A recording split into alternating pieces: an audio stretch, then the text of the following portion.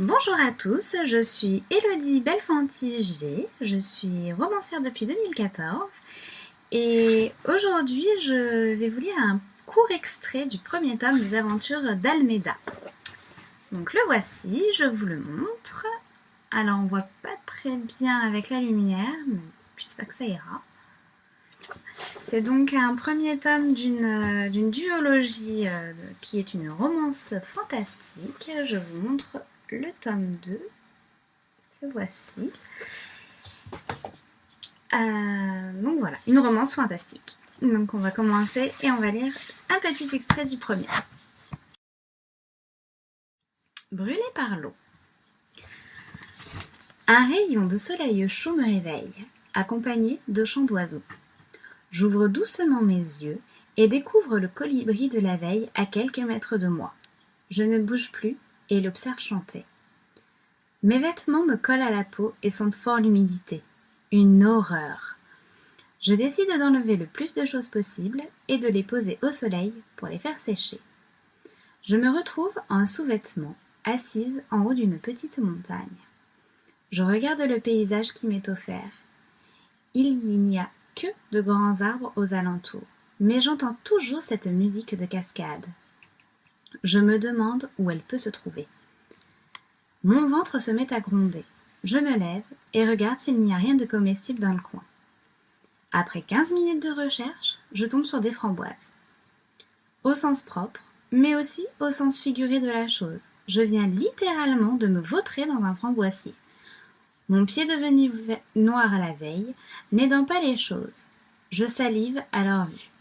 J'en attrape une et la porte à mes narines. Tous mes sens s'éveillent. Je la croque doucement pour en apprécier le goût, mais très vite, j'en attrape une seconde, puis une troisième, et ne m'arrête plus. Après une bonne trentaine de framboises englouties, je m'arrête de manger.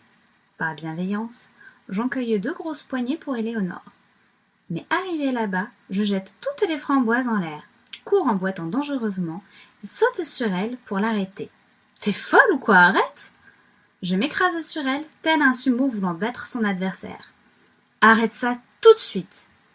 Éléonore ne m'écoute pas. Je lui tire les cheveux avec force. L'espèce de furie essaie de me mordre en se retournant, mais dans un mouvement de panique, je lui colle un coup de poing qui la stoppe aussitôt. « Attends, j'ai faim, je m'en fous de ce piaf stupide !»« Arrête, tu m'agaces, Éléonore. Tu as voulu le suivre, et c'est ce qu'on a fait. Alors ce n'est pas maintenant que tu vas le bouffer, compris ?» Elle ne répond pas, et se remet à bouder dans son coin. Sans pitié, je remets mes affaires un peu plus sèches, et commence à prendre le chemin qui se dessine plus loin. Le colibri me suit, puis passe devant moi en sifflant. Je souris en le regardant. Éléonore finit par me rattraper, toujours en râlant. C'est sans doute une de ses activités favorites.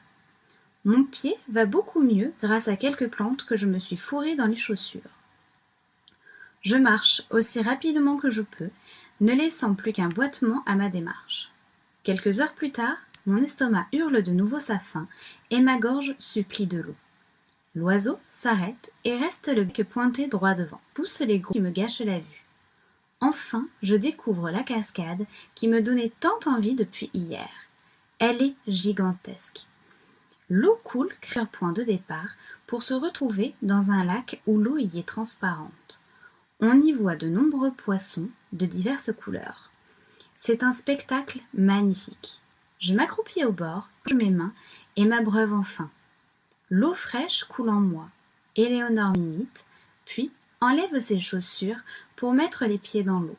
Soudain, je la vois reculer, les yeux remplis de terreur. Quelque chose ne va pas ? L'eau m'a brûlée. Quoi ? Mais elle est fraîche, voyons. Je te jure qu'elle m'a brûlée. Mets tes pieds, dit-elle. J'hésite un instant, enlève à mon tour mes chaussures et plonge mes pieds dans l'eau fraîche. Tu n'as rien ? Demande-t-elle. Non, rien du tout. À part qu'elle n'est pas chaude, je dirais même qu'elle est glacée. Je vais réessayer. Le même scénario se produit.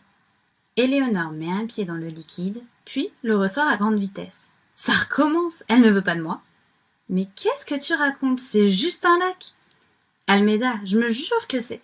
Éléonore n'a pas le temps de terminer sa phrase que quelque chose me tire sous l'eau avec une force inouïe.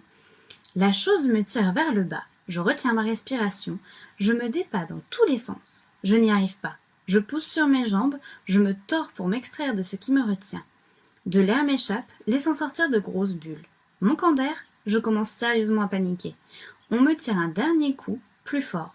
J'entends les cris d'Éléonore au loin, et je coule dans les eaux claires et profondes du lac. Voilà, j'espère que cet extrait du premier tome d'Almeda vous aura plu. Et je remercie Élise pour cette toute petite aventure. Voilà, bye! Brûlé par l'eau.